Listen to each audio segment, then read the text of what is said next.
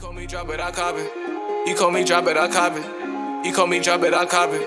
Givenchy, I'm on it. I spend racks on my showroom. NFTs and they so cool. Yeah, I got a lot, man. Cryptos on the blockchain. We was on the block, man. Now we at the top, ayy. What's up, my Omi homies and fellow NFT collectors? Welcome back to the Vault. Today's video is going to be focused on improving our chances to secure drops on drop day, as I'm sure everybody wants to do. And of course, we're going to talk about the popular subject of the week, bots. A lot of people are having a hard time securing drops on drop day, and of course, with people talking about bots this week, they're going to attribute that mainly to the bots.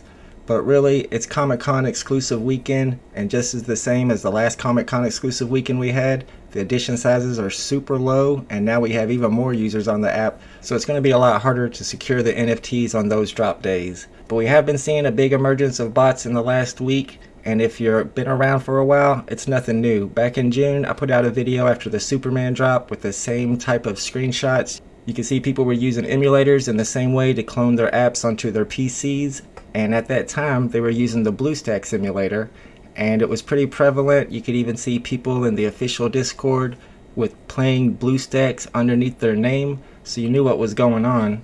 And as soon as the community sniffed it out and reported it to VeVe, it got fixed pretty quick. They banned all users of BlueStacks. I think a lot of them got temporary bans and maybe were allowed to come back later, which might have been a little too lenient because most likely those are the same people that are using whatever new emulator is being used on VeVe to bot again.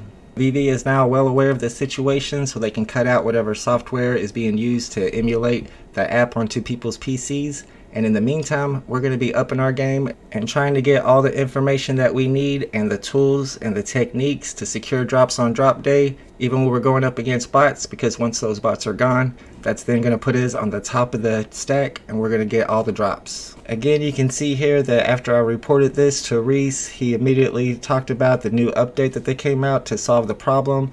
It was taken care of in a few days, and I'm sure we're going to have the same situation now that they know about these new emulators. I did also decide to follow my good friend I Hate Society's lead and infiltrate one of those Discord groups that has a lot of botters in there to see what they're talking about, to see what's going on. And you can see here their strategies for after they secure NFTs with the emulator, how they have to quickly transfer it to a non-emulator account. And also that in the announcements of this group, they talk about how back in late August and even into September, they were talking about how there were no emulators that you could use on VeVe at the time. So obviously this is a brand new development. Somebody figured out a way to use the emulator. And once it's spotted by VeVe, they'll take measures to take care of it. But of course, a couple months from now, we'll probably see another one pop up. So keep your eyes open for suspicious activity, but also keep in mind that as of right now, whenever you look at somebody else's profile and it talks about the number of collectibles, it does not show their comics. So if you look at my profile, it shows that I have about 200 collectibles. That's when I'm looking at it myself. But if somebody else looks at my profile, it shows that I only have about 30 something collectibles because most of mine are comics. So when people are scrolling through the owners of new collectibles that just dropped and showing that a lot of them only have 1 or 0 collectibles, keep in mind that those users may have dozens or hundreds of comics in their collection that just don't show up on your profile. Alright guys, so let's get into improving our chances on drop day of securing drops.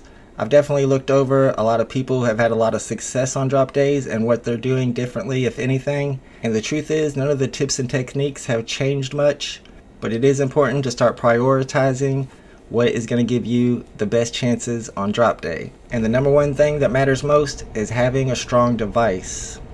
When it comes to finding the strongest or fastest device, what matters most is the processor speed or the processor power. So you can actually go in and look at a rankings of the phones that are available on the market right now to see which ones have the fastest processors. And if you went and polled the users of these phones, you would see that the ones on the top have the most success, as well as any in the top 20 most likely. So at the top of the list, we have the iPhone 12. I don't think the iPhone 13 was out yet when this list was made. It would probably be even further above that. But I've heard a lot of good results from people using the iPhone Pros above the regular iPhones and the iPhone Pro Maxes. OnePlus is in the second spot. It has a fast processor. And then next up is the Galaxy S21, an Android phone.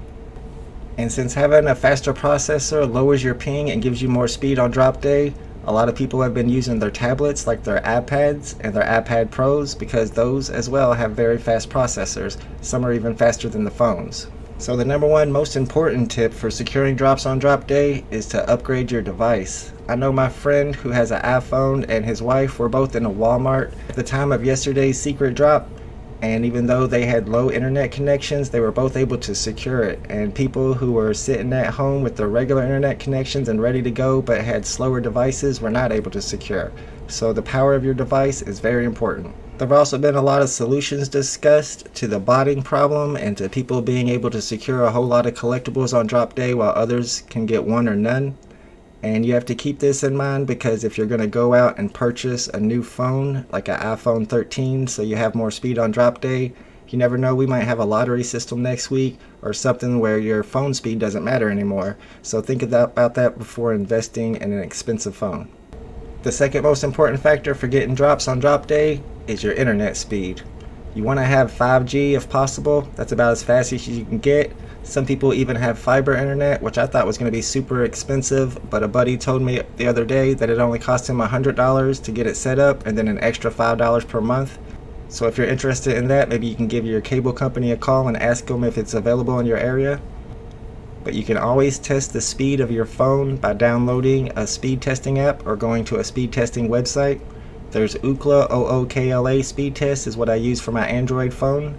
And of course you can always Google just the term speed test and be able to test your speed on any device. So what you want to do then is, if you have a plan with a carrier on your phone, test your speed, test your ping on your device while connected to Wi-Fi, and then test it again while it's not connected to Wi-Fi with just your service plan to see which one gives you the lowest ping.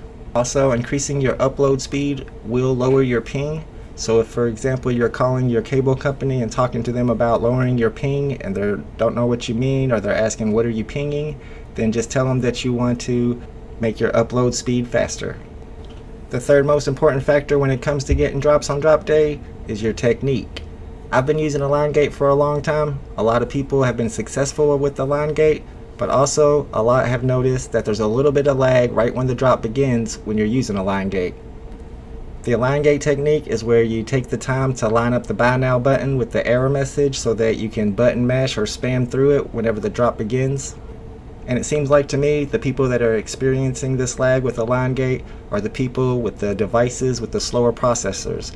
If you look at some examples of other people's drops, you can see that they're not getting the same lag as I get on drop day, and that's probably because they have a device that has a faster processor. The other technique, of course, is just waiting for the perfect time and pushing that button. It's all about timing, and when you look at what the bots are doing, they're just timing it perfectly with their auto clickers. And if you use enough trial and error or watch enough videos, you can get your timing down pat and you can wait for that perfect time to click the button. I've been using a line gate a lot lately, so I don't have much trial and error with the timing, so I'm not exactly sure when to click. Everybody's timer seems to be synced up a little bit differently, possibly depending on their location.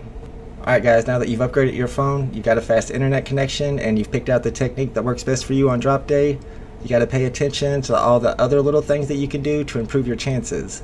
I've talked about picking up an Ethernet adapter for quite a while now on my channel. They're less than $20 and they let you connect your phone directly to your router, and that gives you a little extra speed on drop day.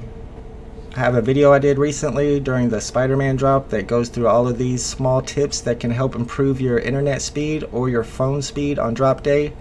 Be sure to go through and check that out. I'll put the link in the description, and you can also always check my good friend Granola Warfare's Reddit post where he gives all the drop tips and techniques in text format, and bookmark it and read it before drop day so you make sure you do all the little things like resetting your router, having a full battery, resetting your phone before the drop, removing downloaded files. All this stuff adds up, and it's important to add a few milliseconds during your drop, and every millisecond counts if you want to get something like a Go Dragon Girl, and there's only 2,000 available. Alright guys, I hope this video was helpful for you. Take the time to upgrade your equipment and to upgrade your technique, and when VeVe gets this whole bot problem sorted out, then we're going to be the guys that are first to get the NFTs on drop day. Thanks everybody for watching. We'll see you next time. Bye bye.